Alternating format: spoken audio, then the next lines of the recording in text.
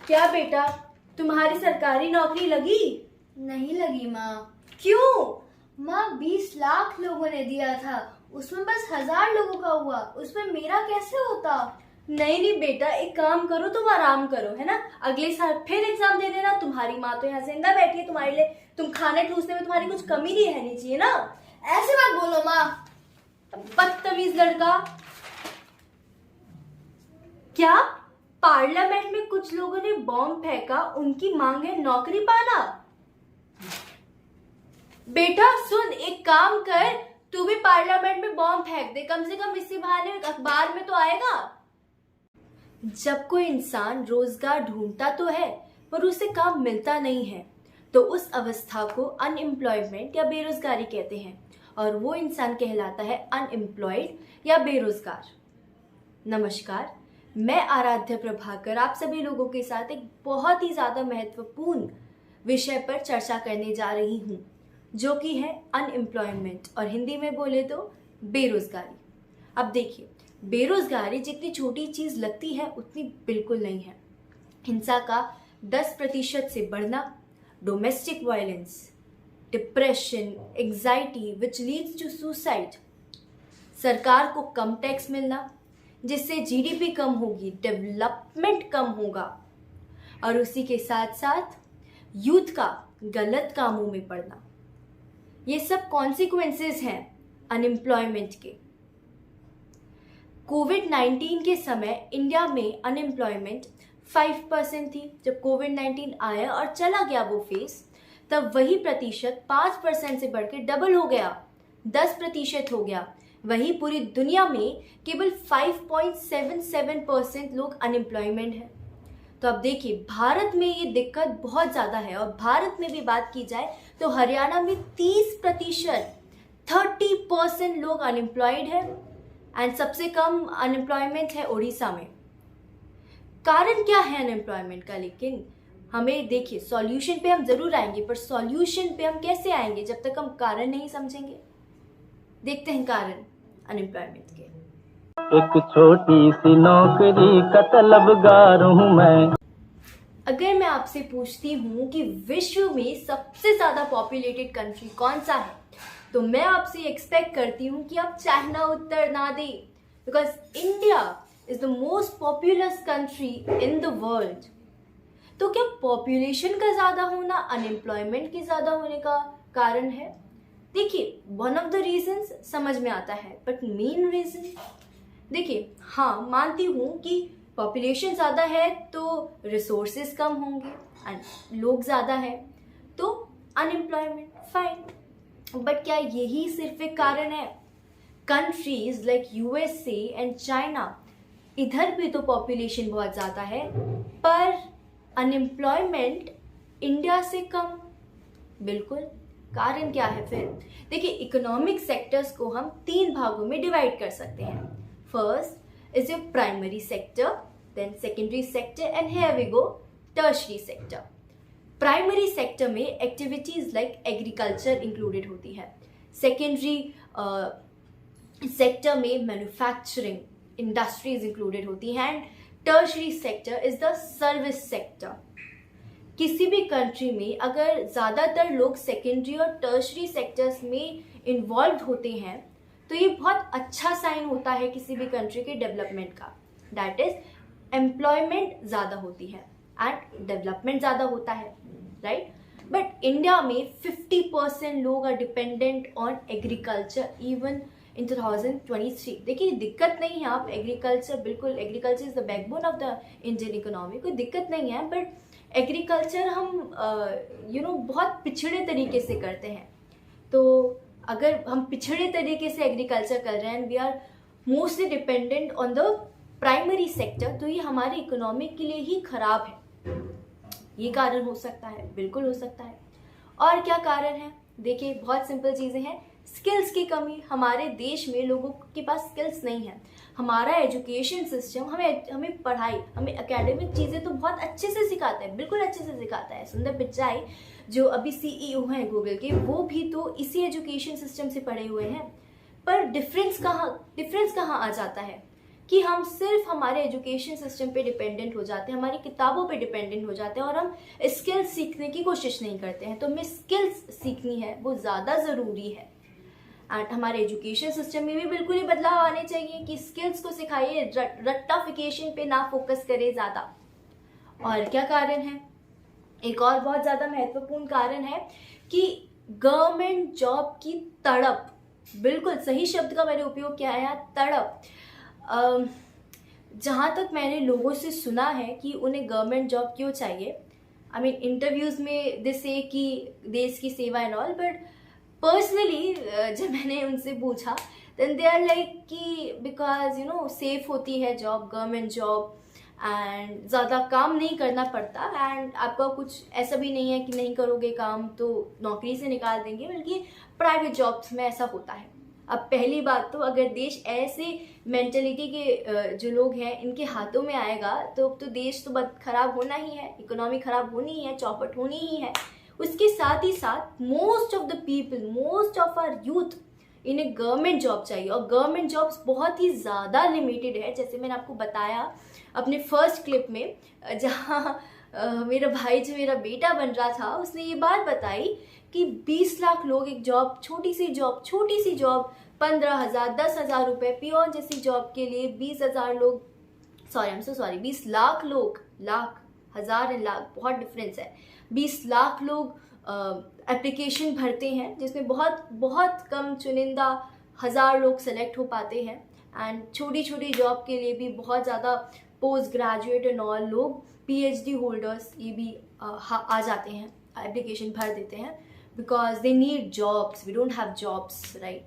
And one more reason is कि इसमें ही included है कि गवर्नमेंट जॉब की हमें तैयारी करनी पड़ती है बहुत सॉलिड तरीके से, क्योंकि लोग बहुत ज़्यादा हैं तो तैयारी, कंपटीशन ज़्यादा, तैयारी ज़्यादा। तो हमारा जो यूथ टाइम है ना, प्राइम टाइम है, ये तो हम पढ़ाई कर रहे होते हैं इस वक्त, पूरे समय 20 से 30 साल तक पढ़ाई कर रहे होते हैं, 35 के हो जाते हैं, आप पढ़ाई कर रहे होते हैं, आपकी अगर जॉब नहीं निकली, बाई चांस नहीं मिला, तब आप तो फिर क्या करेंगे 35 के बाद? फिर वही आपको छोटी मोटी जॉब जो अगर आपको मिल जाए, बहुत बड़ी बात, करनी पड़ेगी, आप कितने भी एजुकेटेड हो। एंड लास्ट रीज़न जो मुझे लगता है one of the main reasons है, वो ये है कि we are the people of India, we are job seekers, not job creators. इसका मतलब क्या है? हमें जॉब चाहिए, हमें जॉब क्रिएट नहीं करनी, हमें बिजनेसेस नहीं करना। देखिए, अगर आप बिजनेस करेंगे ना तो उसके देश को बहुत ज़्यादा फायदे हैं, आपके फायदे, आप बहुत अमीर हो जाएंगे, है ना। पर देश के क्या फायदे हैं? इकोनॉमी में बढ़ोतरी, एंड लोगों को आप जॉब देंगे। आप बिजनेस कर रहे होंगे, आप अकेले तो बैठे नहीं होंगे बिजनेस करने, आप लोगों को एम्प्लॉयमेंट देंगे, आप एम्प्लॉयमेंट क्रिएट करेंगे। तो हमारे पास जो बिजनेसेस हैं बहुत कम है। एंड क्योंकि देखिए, चाइना से आपको पता ही होगा, क्योंकि चाइना में इतनी प्रॉब्लम्स होती रहती हैं, तो चाइना में जो फॉरेन इंडस्ट्रीज थी, कंपनीज थी, उन्होंने 2020-21 at this time, during this period, उन्होंने चाइना से अपनी धीरे धीरे जो इंडस्ट्रीज है वापस लेकर आने लग गए। एंड गेस व्हाट, वो इंडिया में नहीं आए। India is a big market, पर वो इंडिया में उन्होंने अपनी इंडस्ट्रीज ओपन नहीं की, बल्कि Vietnam, Korea and all like these countries, यहाँ पर उन्होंने अपनी इंडस्ट्रीज खोली, even in Africa, but India में नहीं आए। क्यों? हम इस क्यों का आंसर्स के सॉल्यूशंस में जानेंगे। सॉल्यूशंस क्या है? उसके लिए कि मेरे को पापा को स्कूल में टॉप किया। Mahatma Gandhi Rural Employment Generation Act, Prime Minister's Employment Generation Programmes, Pradhan Mantri Mudra योजना एक्सेट्रा, ये कुछ गवर्नमेंट स्कीम्स है जो आपको न्यू जॉब्स प्रोवाइड करती हैं। इसमें भी रिजर्वेशंस होती हैं, बट इसमें डायरेक्ट जॉब्स आपको मिलती हैं। गवर्नमेंट की ही कुछ स्किल डेवलपमेंट प्रोग्राम्स भी हैं, जैसे कि महात्मा गांधी कौशल विकास योजना, नैप्स एक्सेट्रा। लेकिन दिक्कत क्या है? दिक्कत ये है कि उन लोगों को नहीं मिल पा रही ये सुविधा जो इनके असली हकदार हैं, जिन्हें एक्चुअली मिलनी चाहिए। कारण मुझे नहीं लगता मुझे आपको बताने की आवश्यकता है। करप्शन। सॉल्यूशन क्या है? सॉल्यूशन ये है कि लोगों को बताया जाए, ये सूचित किया जाए, उनको समझाया जाए कि आपके लिए सारे प्रोग्राम से आप जाइए इधर। लोगों को पता ही नहीं है, उनको बताया जाए। और क्या सॉल्यूशन है कि आप स्किल डेवलपमेंट प्रोग्राम पे ज़्यादा फोकस कीजिए, क्योंकि आप कितनी ही जॉब बना लेंगी, है ना। लोगों को आगे जाके खुद से काम बनाना पड़ेगा, ढूंढना पड़ेगा। हमेशा तो गवर्नमेंट पे रिलाई किया नहीं जा सकता है। तो स्किल डेवलपमेंट प्रोग्राम पे ज़्यादा फोकस करना चाहिए, उसे ज़्यादा बढ़ाना चाहिए, उसका प्रचार ज़्यादा करना चाहिए। एक और सॉल्यूशन है अनएम्प्लॉयमेंट को कम करने का, एजुकेशन सिस्टम को थोड़ा सुधारने का। देखिए, एजुकेशन सिस्टम इतना भी गलत नहीं है जितना हमें लगता है। एजुकेशन सिस्टम हमें बुकिश नॉलेज तो एकदम बराबर देता है, इसमें कोई प्रॉब्लम नहीं आपको होनी चाहिए। पर रट्टाफिकेशन तक रुक जाना, दिस इज रॉन्ग, है ना।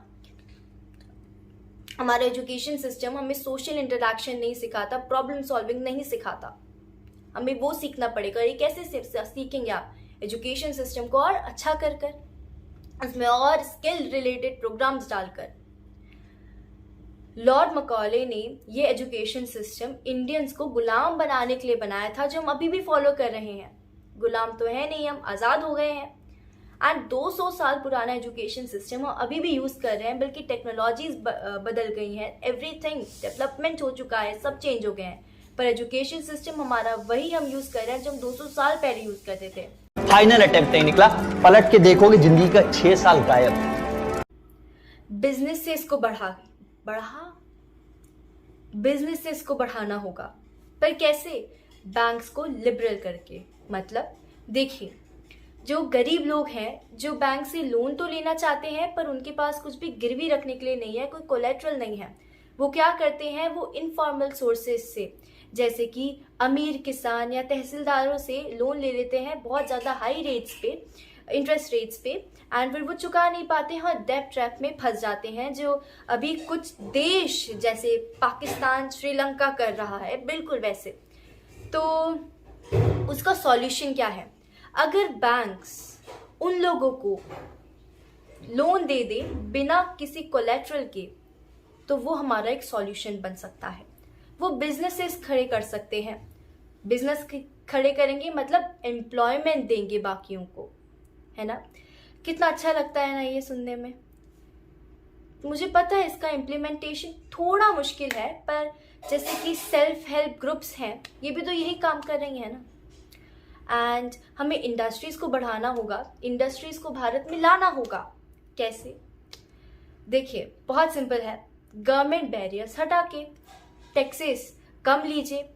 अभी भारत डेवलपिंग है, आपको टैक्स कम लेना पड़ेगा उन इंडस्ट्रीज से जो बाहर से आ रही हैं। फॉरेन इन्वेस्टमेंट हमारे देश में कुछ है ही नहीं, मिनिमम है। एंड आप टैक्स कम कर लीजिए। जब इंडिया डेवलप्ड हो जाएगा, अपने आप वो इंडस्ट्रीज इंडिया में आएंगी हाई टैक्स पे कर कर। तो ये दूर की सोच रखनी आवश्यक है। एंड देखिए, जो महिलाएं हैं वो लगभग 50% हमारी पॉपुलेशन की है, लगभग, ओके। बट उनका कंट्रीब्यूशन हमारी जीडीपी में सिर्फ 18% है, सिर्फ 18%। बहुत गलत है ना, बहुत गलत है। मैं ये नहीं कह रही कि महिलाएं ज़्यादा काबिल हैं, कमज़ोर है, नहीं, उससे तो कुछ फ़र्क नहीं पड़ता। हमें उनका भी पेट भरना पड़ेगा ना, तो उन्हें भी काम करना पड़ेगा। एम्प्लॉयमेंट तो उन्हें भी चाहिए होगी। डेवलपमेंट कैसे होगा किसी देश का जब उसकी आधी जनता काम ही नहीं कर रही है? देखिए मैडम, मुझे इसी बात से कुछ चीज़ याद आ रही है कि मैडम स्मृति ईरानी जी जो हैं, उन्होंने पार्लियामेंट में कहा था कि मेंस्ट्रुअल लीव्स हमें नहीं देनी चाहिए because menstruation is not a handicap. And मैं आपको बताऊंगी मैं इस चीज़ को कैसे रिलेट कर पा रही हूँ इस पॉइंट से। मुझे लगता है कि उन्होंने सही कहा। आई नो मुझे बहुत ज़्यादा सुनने को मिलेगा इस पॉइंट के लिए कि लड़कियां कहेंगी, महिलाएं कहेंगी कि नहीं, मेंस्ट्रुएशन के वक्त हमें सच में बहुत ज़्यादा दिक्कत होती है।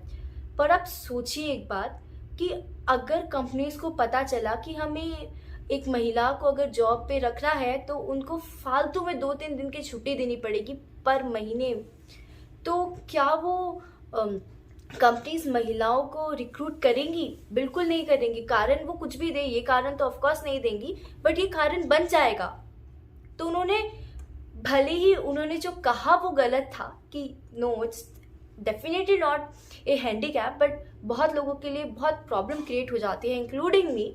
बट इससे कंपनीज जो है, महिलाएं पहले ही कम है और कम कर दी जाए आप उन्हें कंपनीज में, है ना, तो ये एक पॉइंट है भी ध्यान रखना पड़ेगा। And one more solution I feel is that हमें ये नहीं सोचना है कि हम डॉक्टर बनेंगे, इंजीनियर बनेंगे या कोई government job IAS IPS officer बनेंगे, ख़त्म नहीं। देखिए, ये 3 बहुत अच्छी ऑक्यूपेशंस हैं, बिल्कुल अच्छे हैं, पर आप बाकी ऑक्यूपेशंस को निगलेक्ट नहीं कर सकते। जब आपको उस ऑक्यूपेशन में आपको सक्सेस नहीं मिल रही है तो आपको वहीं अड़ी नहीं रह जाना, आप बाकी चीज़ें देखिए, वरना आप अनएम्प्लॉयड रह जाएंगे। देखिए, गवर्नमेंट जॉब्स एंड इंजीनियर्स, ये 2 चीज़ें हैं हमारे देश में बहुत हैं। डॉक्टर्स की कमी ज़रूर है, आप डॉक्टर बनिए, पर और भी तो बहुत सारे ऑक्यूपेशंस हैं ना, जैसे कि एनालिस्ट, एनिमेटर, शेफ। तो आपको ये सारी ऑक्यूपेशंस में भी बहुत रिसर्च करनी पड़ेगी ताकि एम्प्लॉयमेंट मिले आपको, आप एम्प्लॉयड हो, आपको काम मिले, अनएम्प्लॉयमेंट कम हो। I mean, आज से 10-15 साल पहले लोगों ने सोचा भी नहीं होगा कि YouTube पे वीडियो पोस्ट करके वो पैसे कमा सकते हैं, पर कमा रहे हैं। ऐसे और भी जॉब्स हैं जो अभी बहुत प्रसिद्ध है, 10-15 साल पहले नहीं थे। तो आप जॉब बनाइए, बिल्कुल आप जॉब बनाइए और आप डिफरेंट जॉब्स पे रिसर्च कीजिए। मित्रों, रोजगार मिलेगा मिला। देखिए, मैं किसी पॉलिटिकल पार्टी को ब्लेम नहीं कर रही हूँ, किसी एक पॉलिटिकल पार्टी को बिल्कुल ब्लेम नहीं कर रही हूँ। 1947 से हर पॉलिटिकल पार्टी, हर नेता ने यही कहा है कि जॉब्स मिलेंगी, पर नहीं मिली। पर हाँ, हमें एंटायरली पॉलिटिकल पार्टीज या गवर्नमेंट पे बिल्कुल भी उंगली नहीं उठानी चाहिए, गलती तो हमारी भी है ना। एंड देखिए, चेंज इज इनएविटेबल, चेंज कीजिए, जैसे टेक्नोलॉजी बढ़ती जा रही है, आप खुद को बदलिए। पढ़ा लिखा मैं इंसान, घर पर बैठा हूँ बेकार, समाज करे तिरस्कार, मैं भी हूँ बेरोजगार। धन्यवाद।